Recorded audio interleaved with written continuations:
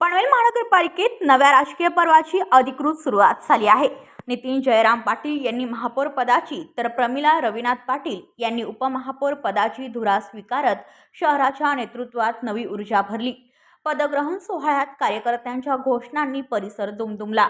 दिग्गज नेत्यांच्या उपस्थितीने कार्यक्रमाला राजकीय वजन मिळाले। रामशेठ ठाकूर यांचे आशीर्वाद घेत नव्या नेतृत्वाने विकासाला गती देण्याचा निर्धार व्यक्त केला।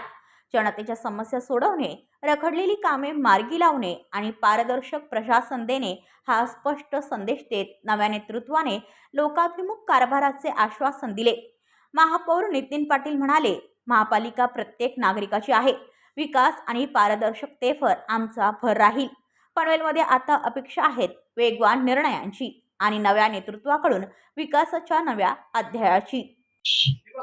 सर्वप्रथम मी आमचे सर्व पक्षाचे नेते, भारतीय जनता पार्टीचे देवेंद्रजी फडणवीस साहेब, माननीय प्रदेशाध्यक्ष रवींद्र चव्हाण साहेब, लोकनेते रामशेठ ठाकूर साहेब, एम म्हात्रे साहेब, अविनाशजी कोळी साहेब, अरुणशेठ भगत साहेब, परेशजी ठाकूर साहेब आणि प्रीतमजी म्हात्रे यांचा आभार मानतो। सर्व पक्ष संघटनेचा आभार मानतो की मला त्यांनी महापौर म्हणून पनवेल महानगरपालिकेची जबाबदारी दिलेली आहे।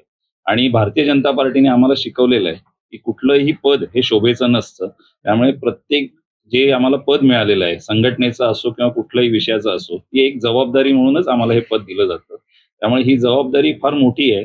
सर्व सदस्यांना या पनवेल महानगरपालिकेच्या सर्वांगीण विकासासाठी प्रयत्न करायचे आहेत आणि जे काही प्रयत्न आम्ही करू त्या प्रयत्नांना यश मिळेल असा मला ठाम विश्वास वाटतो। ब्युरो रिपोर्ट पनवेल वार्ता न्यूज।